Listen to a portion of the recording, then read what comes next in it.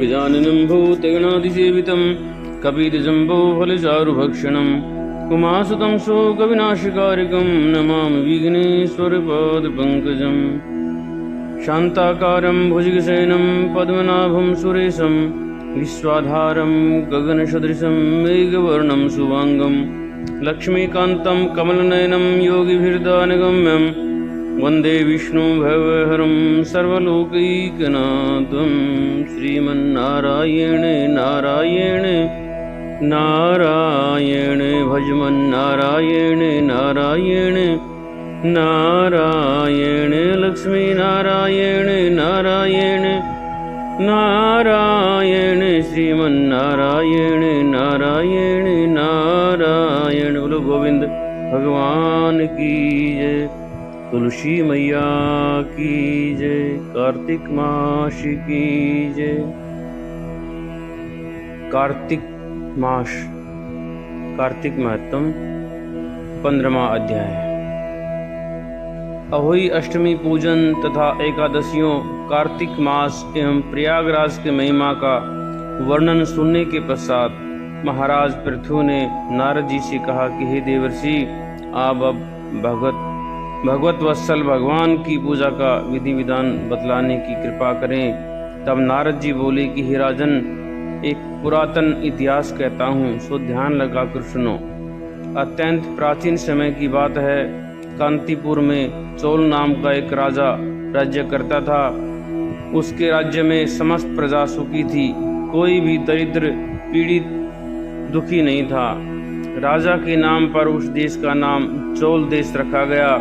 एक बार वह राजा मूल्यवान मणि मुक्ताओं द्वारा भगवान की पूजा करके वहीं मंदिर में बैठा हुआ था।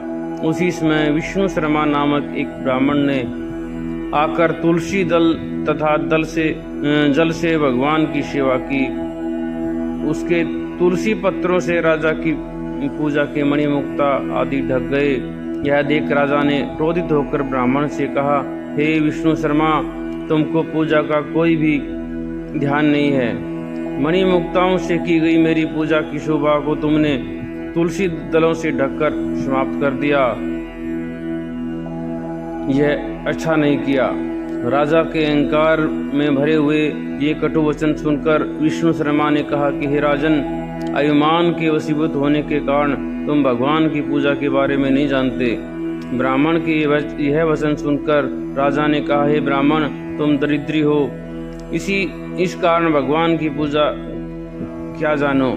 क्या तुमने कभी भगवान का कोई मंदिर बनवाया अथवा कोई यज्ञ आदि किया? अगर यही बात है तो मैं देखता हूँ कि भगवान की भक्ति करके पहले तुम स्वर्ग में जाते हो या मैं जाता हूँ। इतना कहकर राजा ने गूगल ऋषि को आचार्य बनाकर बड़े बड़े यज्ञ आरंभ कर दिए और साथ ही ब्राह्मण को भूसा द्रव्य दान देने लगा। परंतु विष्णु शर्मा सर्वदा की भांति माघ तथा कार्तिक मास के व्रत, तुलसी वन का रोपण, एकादशियों का व्रत तथा ओम नमो भगवते वासुदेवाय मंत्र का सतत जाप करते हुए भगवान की पूजा अर्चना करता रहा। वह उठते बैठते चलते फिरते हर समय भगवान का स्मरण तथा कीर्तन करता था। कार्तिक मास में एक दिन विष्णु शर्मा ने ज्यों ही रसोई तैयार करके रखी, कोई भोजन उठा कर ले गया। उसके बाद उसने व्रत भंग होने के भय से पुनः रसोई नहीं बनाई और भगवान का भजन करते हुए सो गया। दूसरे दिन फिर रसोई बनाई और जो ही भगवान का भोग लगाने लगा, कोई फिर से भोजन उठा कर ले गया। लगातार 7 दिन तक ऐसा ही होता रहा और इस प्रकार विष्णु शर्मा को निराहार 7 दिन व्यतीत हो गए। विष्णु शर्मा भूख के मारे अत्यंत व्याकुल हो रहा था, परंतु सत्संग का समय भंग न हो जाए इस भय से उसने किसी भी दिन दूसरी बार भोजन तैयार नहीं किया। 8वें दिन उसने निश्चय किया कि आज मैं पूरी तरह ध्यान रखूंगा और देखूंगा कि भोजन को उठाकर कौन ले जाता है। उसके बाद उसने भोजन तैयार किया और एक स्थान पर छिपकर बैठ गया। थोड़ी देर में उसने देखा कि अति दीनहीन दुर्लभ चांडाल, जिसके शरीर में केवल अस्थियां मात्र शेष थी, छिपकर आया और भोजन उठाकर ले चला। उसे देखकर विष्णु शर्मा का हृदय द्रवित हो उठा। विष्णु शर्मा ने उस चांडाल से कहा कि हे भैया, रूखा भोजन मत ले जाओ, मेरे पास थोड़ा सा घी है, वह भी लेते जाओ। ब्राह्मण की यह वचन सुनकर भयभीत हुआ वह चांडाल भागता हुआ ठोकर खाकर गिर गया। तभी विष्णु शर्मा भी उसके समीप पहुंच गया, एक वस्त्र से उस पर हवा करने लगा। थोड़ी देर बाद उस ब्राह्मण ने देखा कि उस चांडाल की जगह शंख चक्र गदा पद्म तथा वनमालाधारी स्वयं भगवान विष्णु वहां लेटे हुए हैं। उसी समय विष्णु शर्मा ने भगवान के चरणों में गिरकर नमस्कार किया। तभी रुद्रादि देवता भी वहां पर आ गए और ऋषि मुनि वेद मंत्रों से उनका पूजन करने लगे। तब विष्णु भगवान ने अत्यंत स्नेहपूर्वक विष्णु शर्मा का आलिंगन करके उसको अपने साथ विमान में बिठा लिया और अपने साथ वैकुंठ को ले गए। चोल राजा भी यह दृश्य देख रहा था। भगवान विष्णु शर्मा पर यह कृपा देखकर राजा अत्यंत दुखी हुआ और उसने आचार्य गूगल ऋषि को बुलाकर कहा, यह सब क्या हो रहा है? जिसके द्वेष के कारण मैंने इतने यज्ञ और दान पुण्य किए, वह वैकुंठ को जा रहा है और मैं यहीं पर उपेक्षित खड़ा हूँ। क्या मेरे यज्ञ दान आदि सब निष्फल गए?